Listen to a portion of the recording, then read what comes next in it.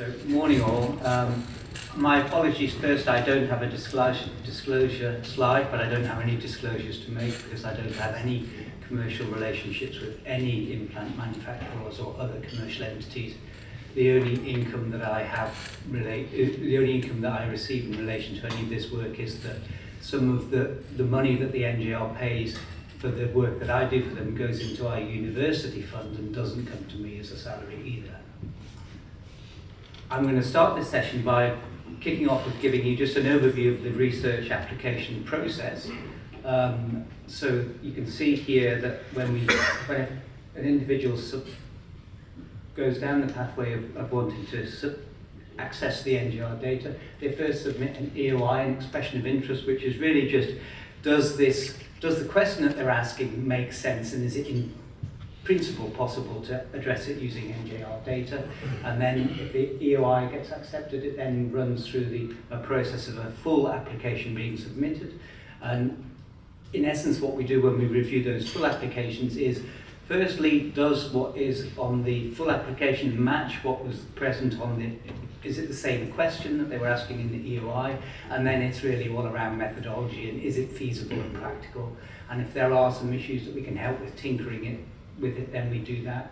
And then after we approve it, it then goes to an HQIP central approval process where they then look at the governance arrangements and make sure that it can be delivered in a responsible manner, and then the data is made available through the data access portal in the majority of cases. So that's a bit about the process. We've also been reviewing the results of our activities here by coming back to the people who put their applications in to get information on their feedback. Just a note before that on what it costs to access NJR data. So if you want to access as a non-commercial party just NJR data, there is a cost recovery fee that we apply, which is about £1,500 including VAT. If you're a commercial entity, then obviously you pay a bit more for NJR data. If you want to have NJR data plus linked data sets from other bodies, then that costs a little bit more. But if you compare what it costs to access NJR data versus if you want to access NHS data from other suppliers, you can see how economically advantageous it is to request your data through the NJR, because we're just applying a cost recovery model. So we did a survey recently this year to ask people what they thought of the NJR application process for research data. We sent out a large number of questionnaires, and we got a small number of responses, but they were very valuable responses, I think. So we asked a number of questions, firstly about the expression of interest. Was it clear? Did you understand what you were applying for? Did we deliver a good process?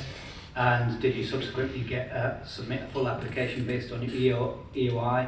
And for the most part, for all of these, the response rates are generally very positive, as you can see on the slides there. And then we asked some questions about the costs, as this is something that we're very mindful of, and the majority of people were aware there were some costs, and did it affect whether they applied or not? And for the most part, it didn't make a big difference to people actually subsequently applying for the data.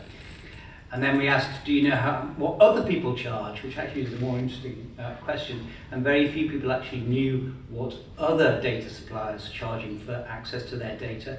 And you can see here that the majority were not aware of those costs, and if they were putting in an application to access other data. So just take-home messages from that. We do allow independent researchers to access the data and go away and work on it in their own silos. That's relatively unusual amongst all the national registries from the different countries. In other countries have different models where you ask us the question, we'll go away and do the analysis, and then we'll give you back a report. Or we will work with you, but we allow people to do their work independently. We manage our costs purely on a cost recovery basis, and it doesn't actually recover all of the costs, it recovers a proportion of them. we do accept that some applicants find that the cost is a barrier, and we are now actively looking at ways that we can help mitigate that. Particularly, for one example being with people who are making an application as part of a higher degree. So we are actively looking at those. So that's it for that little overview of the research application process. I'm now going to move into the section where we're asking four of our people who have published using the NJR data set to come up and talk about their research. And the first of those is Marcus Vasalmis, who's going to talk about reverse versus conventional anatomic total shoulder replacement. Marcus.